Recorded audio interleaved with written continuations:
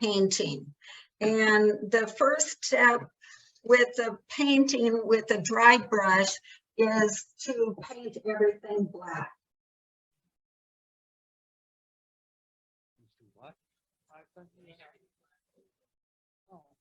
So I prepared these pieces, and what I use to paint it black is from Blick. It is waterproof India ink.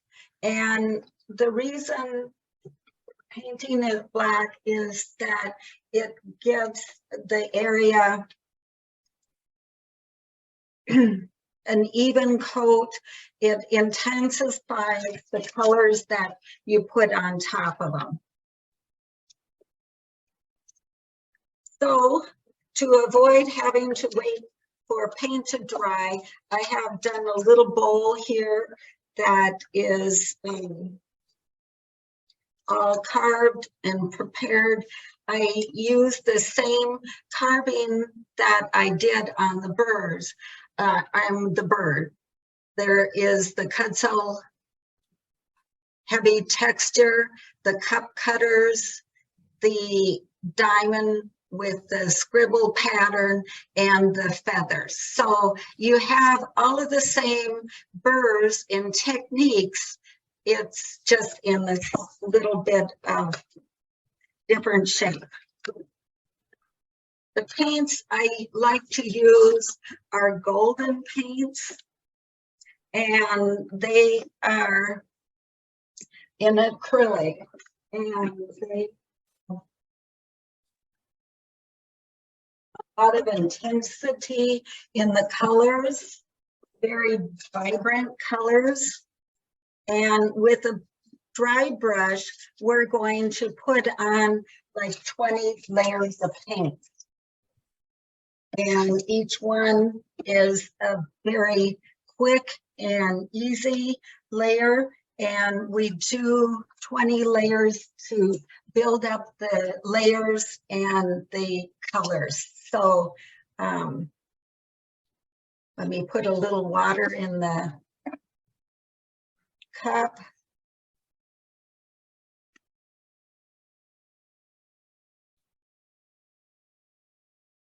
I'll show you the brushes that are used for brushes. It is just like any piece of equipment. To buy as good of a brush as you can, and to take care of your equipment, wash out the brushes between. If you buy a brush that you get 10 of them for $1.29 or a dozen for $1.29, the spreading of the paint will not be the same. You will get, just like anything, the quality of the equipment is important. So the brush shape that I like for the dry brush is a squared off top, and that enables to get a lot of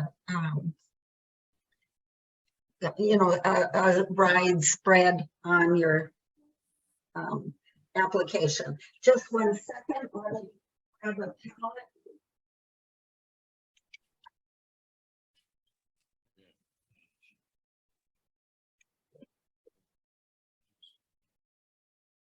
I used the little plastic cups from yogurt or cottage cheese.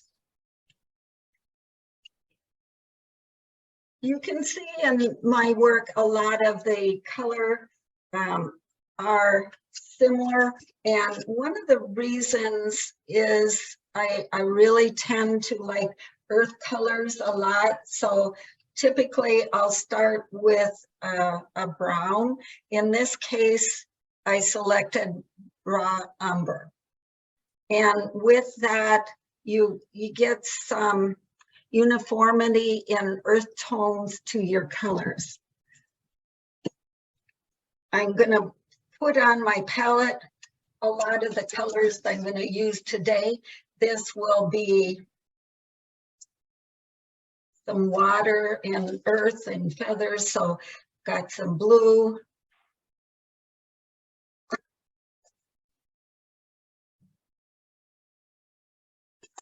You notice I need to use the pliers to open these caps. There's some days my fingers just don't have enough strength to get these caps open. So a pliers comes in handy for a lot of things. I like teal, so I'm gonna put a little bit of teal for this work. And the last colors I have are black and white. So for right now, I'll just put some of the white down. And the white is to brighten and mix the colors.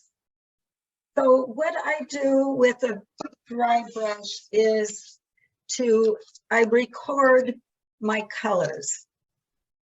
And these are pieces from previous projects, and by recording my colors, I keep track of what I put it down and how many layers. So like I said, my goal is to have 20.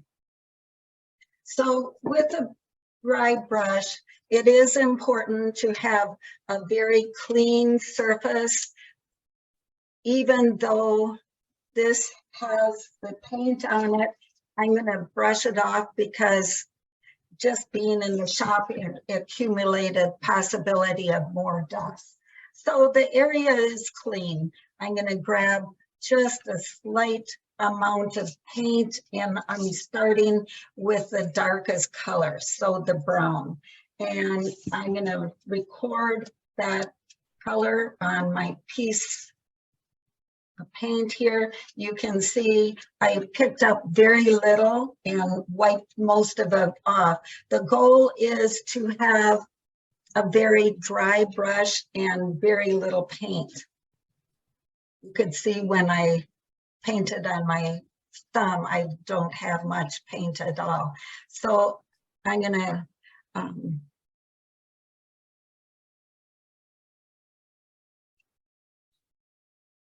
add just a tinge of water.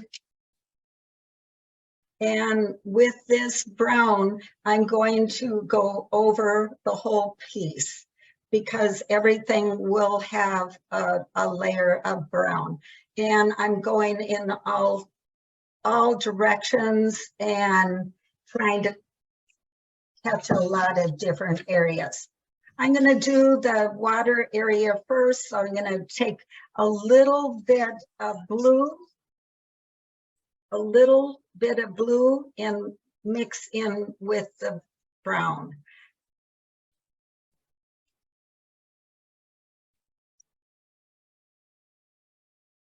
The thing you want to avoid doing this is having any areas that are blocked with paint or any areas that have too much coverage compared to the others. So you want even coats. I'm not necessarily trying to cover every inch, and I'm going in different directions so that it will catch the ridges a little bit different. I'm going to pick up more blue and add to the color. You can see on my palette that, and my recording of the colors, that the color has changed. Just add a bit of water to the brush. I'm doing that so it speeds up just a little bit, so I know the camera won't pick up color change till about the 5th layer of color. So I know this is hard to see because we're just laying down base colors. The eye always is a good indicator and picks up a lot of shades of color. So it is important, and as you can see on a finished piece, those layers of color, this has very similar to what I'm working on here, only has the full 20 coats. You can see areas that are more green. You can notice the teal, but from a distance, you see the blue color. Has anyone done any dry brush painting?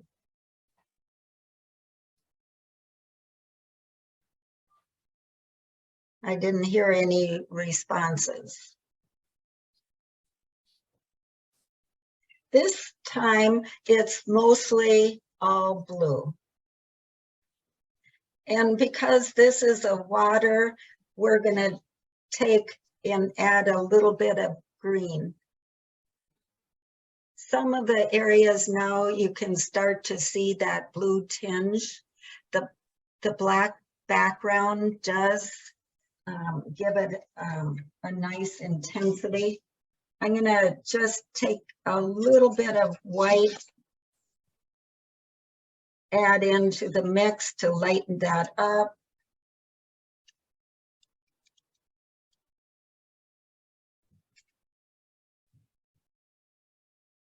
With this layer, you should start to see more color coming through.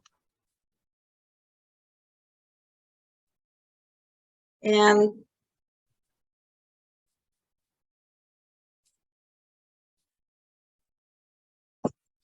I'm going to take a little green to the mix, and on the other side of the brown, add green. And with this, I'm going to go into the middle area. The brush is a little dry. Just lightly touch the water.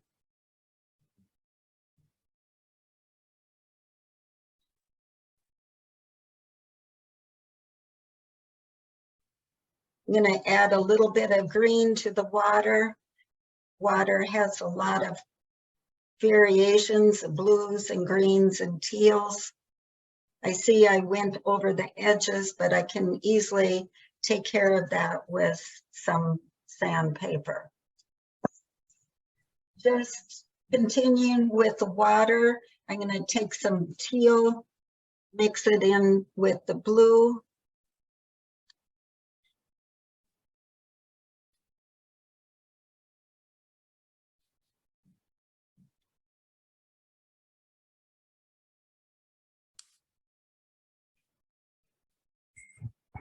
How long will the paint that's on your cottage cheese lid stay liquid? Well, that's the very good question.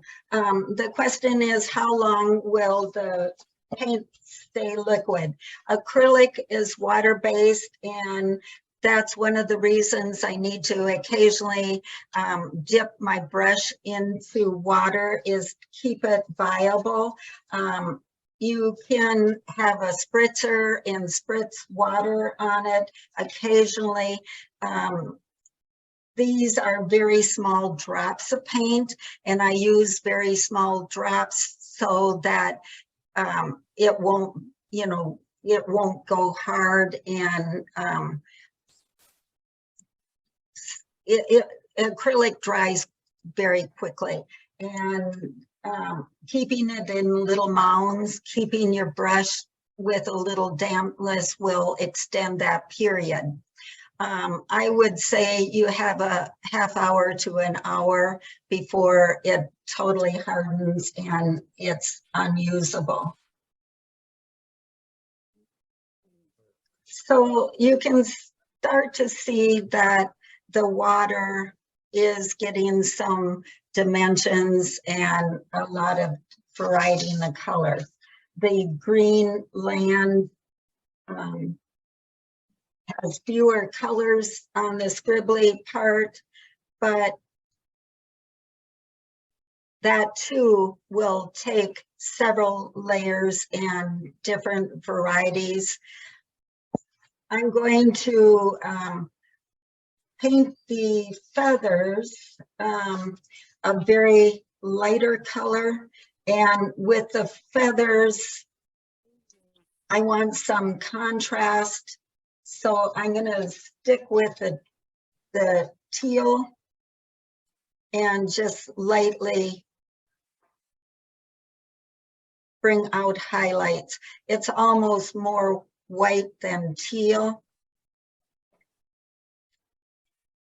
I like the feathers to have a lot less color into them. I feel that the wood burning does add the depth and texture without quite as much of the paint added to it. Just to keep it in the same, as long as I had that paint on the brush, I'm gonna brush it through the rest of the piece. So I don't have the full 20 layers of paint on here, but you can start to see the dimensions and the colors. This area does need a little bit more green, so I'm going to take some green and add some white to lighten it up. Get a little bit of water for the paint.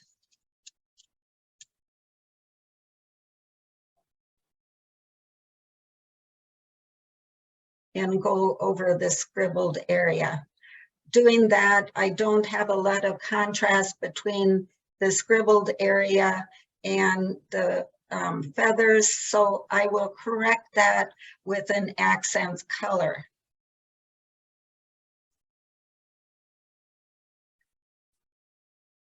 I'm just filling in, going through areas.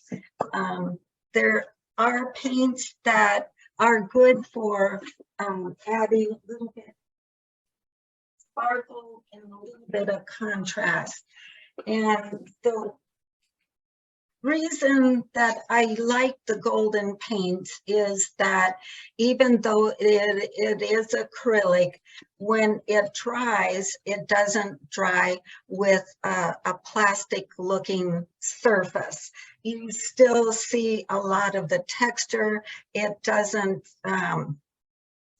look quite as plastic as the same. If you went to Hobby Lobby or Michael's and bought the little tubes of paint that are $1.29, you will, and use the same technique, you will get more of a plastically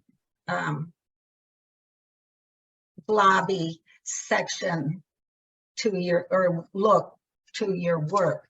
So the amount of paint to use is extremely low, and even though the paint is more expensive, you use less, and you get a nicer finish. What I did is just put a little bit of this color shift on the palette and on my brush to give a little bit of color to those leaves. I'm not going to paint over the entire thing, just on the leaves with that color shift. And this Now, one, the surface to start with, Linda, was fairly rough, not sanded totally smooth, or? that's correct. With the carving, my intent is to have a lot of texture. So with the bird that I carved on, as well as this little bowl, you see all that texture I created with the carving. So the dry brush is the first layer of black penetrates down to the surface, as well as the sides and the top of the texture you have carved. So when you're doing the dry brush, you're just hitting the highlights, the tops of the carving. So with doing that, you're hitting the piece with a lot of different paints, and those different paints are on the different areas of the texture. So therefore, when your eye sees the piece, you're getting the impression from a distance of a combined color, but as you move the piece or look closer, you see the individual areas where the paint has variety. And I apologize, that is very hard to see on a camera, but in this area here with the water, you see and notice the black in the background. You pick up different areas of blue, but when you see it from a distance, it looks like a dark blue, almost more black. I didn't put in the full 20 layers of paint, but you can see it in this piece as well. So here you can see a lot of the black on the background, the peaks that are created by the texture that do pick up the paint in different areas. So here is the feathers in the crest and the feathers around the neck. Each one of those has a lot of layers of paint. So did that answer your question with the, it is smooth in the sense that I don't have any torn grain or little fuzzies, but it's not smooth like a bowl sanded to 400 or 600. Right, that I get it. It does look very nice. It's got a Edvard Munch kind of look. Yeah. We only have about 10 more minutes, Linda, so if you have any highlights or other points you'd like to make, that would be great if you could sort of wrap it up. Okay, thank you. Let me switch the camera. So the important parts is to pay attention to your design, pay attention to your turning. For example, on a mushroom cap, if that is a box, someone's going to take that mushroom cap off, and they're going to, just like with a bowl, look and notice that thickness. With the box, the heft of the piece, the turning is in design starts with the selection of the project, the selection of the wood. And like I said, I do like the lighter woods, the silver maple, the box elders, and the birch. That wood is hard enough to keep a line that you're creating with your burrs, but not so hard that it's a big task to put those lines in. So selecting a project, selecting the wood, putting the same best shape and piece without tool marks as possible is a wonderful foundation. Also, to repeat a project, you can see in the progression little nuances that come from other inspiration, like the current bird has inspiration in variety of the feathers that I didn't on the first. Also, the additions of the curve on the body. And if you are like me, some of those layers come from experience and repeating that same work. So getting familiar with the shape and what you're trying to accomplish. Getting familiar with the burrs you have. We spent a little time looking at the cudsall, the ball nose, and the diamond burrs. Getting familiar, making practice boards, working on little small bowls, and creating a feel with that texture and the marks on your wood all add up and add interest to your project.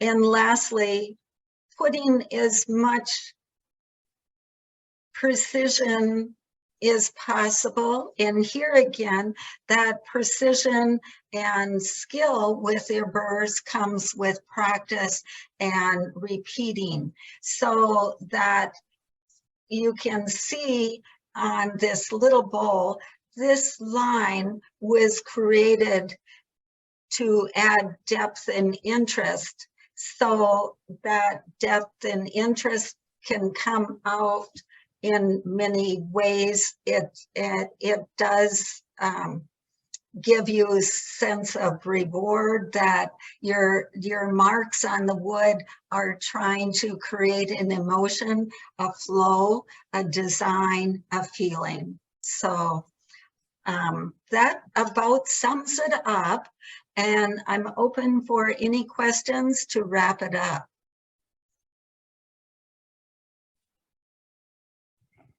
I think everybody, what's that? Do you put a finish over the top of it? Okay. Somebody just asked. That's a very good question. This is acrylic paint, and acrylic is a plastic. And during COVID, I did take some Zoom classes with painters in acrylic, and that same question came up. And the instructor, each in the instructors said, this is plastic. You don't need to coat the plastic. So okay, the so painter, that's the finish, basically. yes, the paint creates the finish. With that said, there are some areas that I want a little shinier or more to stand out in a different way than some of the other areas. Most of this acrylic is going to look flat. I do with, for example, painting the eyes. Let me get the bottle here just a second.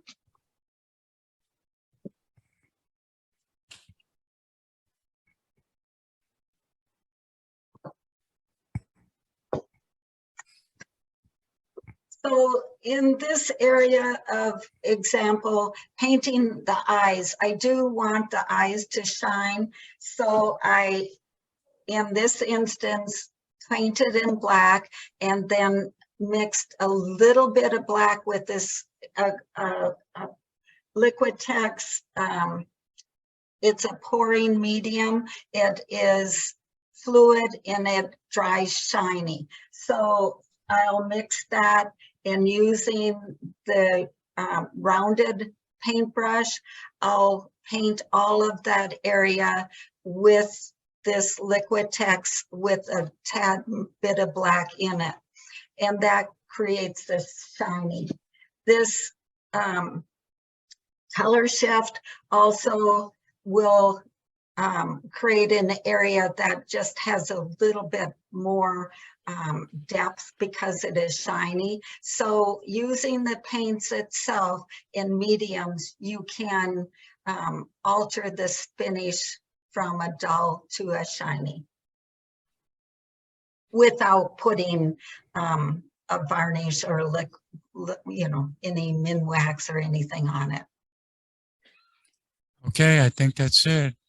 Okay. You covered everything. Beautiful job. Thank you. Thank you. Thank you. Have a Merry Christmas. Happy New Year. Thanks for coming.